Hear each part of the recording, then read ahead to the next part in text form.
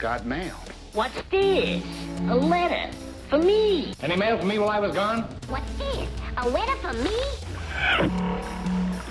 Message for you, son. Hey, you know what? This is all your mail. I got more goodies back. Mail is evil. Pass it on. Okay. Mail is evil. Pass it on. Listener mail number 1. Dear Liz, Nope. from listener Nope. who's going to send her mail. Liz has not received any email lately, so Liz has no emails today. It's awesome. Carrie's Jonathan beating has me. his first email today, and Liz has 0. It's awesome. Yes, I but still my have more than you, email, no offense, cumulatively. but my email kind of comes with an asterisk on it because it's not. Yeah, they basically send it to me. It's like, this is to Jonathan. Yeah. Yeah, we'll have to say, just sync yourself up with Jonathan at Pro Life Podcast. You're the one who does it anyway. I thought I had that done already. Do you have it done? Test I thought it. I did. If you do, Test I'll it. put it on the website. Okay. Okay.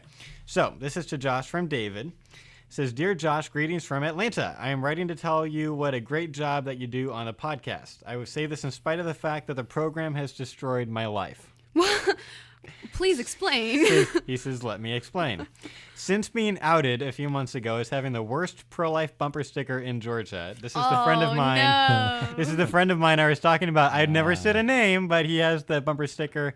I think, therefore, I'm pro-life. And I was trying to... Which, by the way, I stood up for you. I was- disagreed with that's Josh true. on it You being the did. worst ever. I don't think I said it was the worst ever. I think Yes, you I said did. it was in the top 4. No, It's you the said worst in the worst. state Was of that, Georgia. was that the number 1 worst I said? Probably for I don't you. know. That was back in like episode like 18 or 3. 19 or something like that. So go back if those were a good couple of shows they talking were. about bad pro-life stuff. So he says, since being outed a few months ago as having the worst pro-life bumper sticker in Georgia, I have to attend our Right to Life meetings in disguise.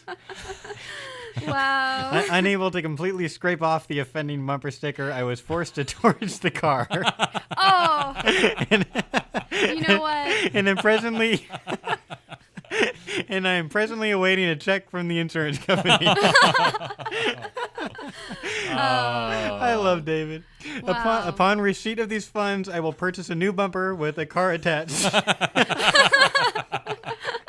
And Is this David Conley? Yeah. The guy who bought you the Yeah, laptop? he bought me a laptop, and he's awesome. Wow. Well, David, And I we'll- was Wow, on your he's generous side. and funny. Yeah, he is. That's great. I did not agree with it. That was the worst bumper sticker ever. So, Upon sue Josh, not me. Upon receipt of these funds, I will purchase a new bumper with a car attached and will affix the baby seal bumper sticker, thus restoring acceptance with my pro-life friend. Oh, great email. Joking aside, I thought you'd be interested in an experience I had last month while visiting England. I was in the London Science Museum and had just entered the area that displays advances in medicine over the last 100 years. As I turned the corner, I saw the following sign. And this is the sign. It's just like one of those museum, You're pointing at the museum, camera? pieces. It's not going to be an email, I don't think. It says, and if it was, I would just put it in the video. But the sign says, the sign says, doctors decide whether a scan shows an effective or a defective unborn baby. If there are defects, parents may face the difficult decision of whether to terminate the pregnancy. How might these decisions affect society? That's interesting. Above the sign, there were about a dozen large-screen TVs showing ultrasounds of pre-born babies. These babies had the word defective inserted on the top of the television screens. See picture below. So they've got like all these like 3D ultrasound pictures gosh. and the word defective on top of it. He says, while I watched in amazement, the screen changed to the following ultrasound pictures of children who were deemed a little bit more human and thus labeled effective. Wow. Effect. Effective versus defective. I guess my jaw must have dropped to the floor because one of the museum employees approached and asked if I found the exhibit interesting. And this is basically the dialogue he had with the guy that works at the museum. He says, I replied, you have no idea just how interesting. The following is a summary of the conversation we had. Where are you from? Well, I'm from America, and more specifically Georgia, a state where we realize just how much we owe to your country. And the museum employee says, really? How do you figure you owe us blokes anything? Says, well, the way I see it, and he says, at this point, I'm just trying to find some kind of common ground, which is awesome. He's trying to find common ground. That's good. Before Learned that from us, right? Being exactly. complimentary. I'm sure he learned that from us. He says, without England's Magna Carta, we would not have many of our basic freedoms in America. He says, without William Blackstone's commentaries, our founding fathers wouldn't have come up with the specific wording that we have in our Declaration of Independence. And if our country would have had someone like William Wilberforce, we could have avoided a terrible civil war. In my opinion, Wilberforce was one of the greatest members of Parliament. Wouldn't you agree? The museum guy says, "Oh yeah, he's an honorable man." Okay, before you go on, I just have to say, even though I've never met David Connolly, the conversation is incredibly awesome. This is, I will say, I wish that Josh or I would have been able to open the conversation that well and that eloquently. Yeah, that is I wouldn't have. masterful. Absolutely Before we brilliant. move on, Yeah. for our listeners who might not be up to date on history or haven't listened, William Wilberforce, it was a Parliament member in England who helped end the slave trade. So go watch Amazing Grace. yes, amazing movie. Okay, That was so that dumb. was unintended. That was so dumb. I always say amazing. Amazing movie. Amazing Grace. Go see it. It's amazing. It's a very good movie. It's an excellent work of cinema. Okay. Yes, so that's what I so wanted the to say. awesome, masterful dialogue continues. David says, "Did you ever wonder what Wilberforce would think of this exhibit?" And the employee says, "What do you mean?" And he says, "Well, it seems to me that if a guy like him spent over 25 years fighting to change the laws about slavery, that he'd be really disappointed with what this exhibit is saying." And the museum guy says, "Disappointed? I don't follow you." Well, here's what I mean. Wilberforce believed it was wrong to kill, sell, or abuse human beings just because of the color of their skin. Don't you think he'd be appalled that you are determining not only the worth but the very right to live based on how someone looks on a photograph? We don't do that. Well, aren't the ultrasounds above just a high-tech photograph? But those fetuses are not well. Are you saying that they are not healthy? Yes, they have problems.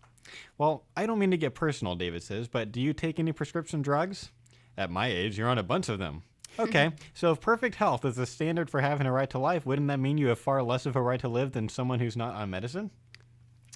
Says, "Whoa there, mate. There's a big difference between me and those pictures up there." Key issue. All right, what exactly is the difference?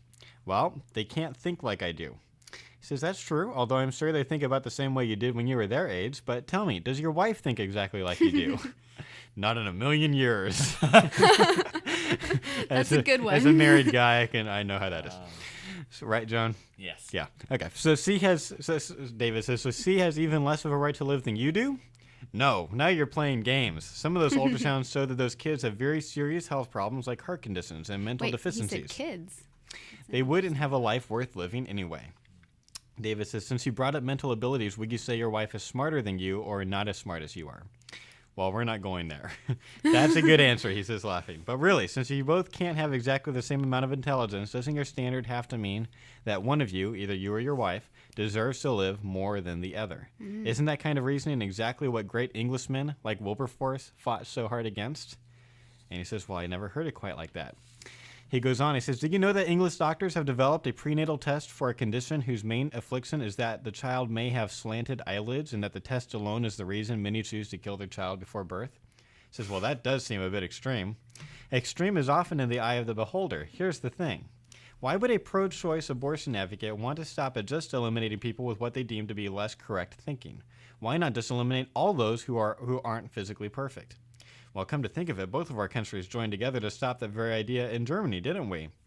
That is something to think about, David says. Wow. He says, "Do you think it's that much of a difference between the caption on the images above and saying that the Jews were defective and the Germans were effective?" On that, I would agree with you. Wow. "Well, then tell me exactly how it's different with the children on the wall." And that's how the conversation ended. And he says, "It doesn't always go that well, but at least thanks to Right to Life of Central California, we can give them something to think about. Sincerely, David." Well, I'll just say that conversation, while it might not be common to have a conversation of that intelligence directed so much towards a goal, that was like the perfect conversation. The principles from that conversation are applicable to any situation. Yeah. And he took the standard.